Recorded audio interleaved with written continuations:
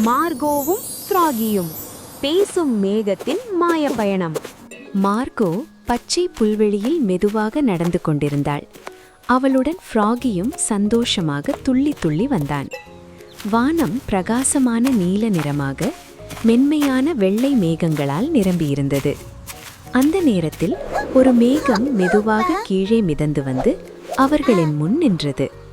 Marco கண்களை இமைத்தாள். வணக்கம் என்று மெதுவாக கேட்டாள். அந்த மேகம் சிரித்தபடி வணக்கம் மார்கோ என்றது. ஃப்ராகியின் கண்கள் ஆச்சரியத்தில் பெரிதாக விரிந்தன. அந்த மேகம் மென்மையாக தாழ்ந்து மெத்தையான தலையணை போல மார்கோவும் ஃப்ராகியும் காற்றில் தூக்கிக் கொண்டது. மரங்கள், நதிகள் மேலே அவர்கள் மெதுவாக மிதந்து சென்றார்கள்.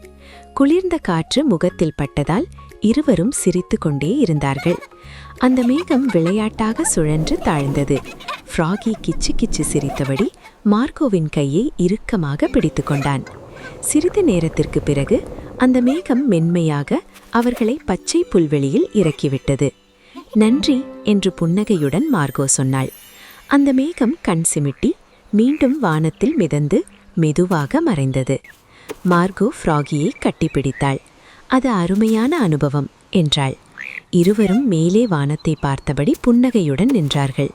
அடுத்த மாயமான சாகசம் என்னவோ என்று ஆவலுடன் நினைத்துக்கொண்டே. Subscribe to see the next adventure. Ribbit, yeah. Click the button.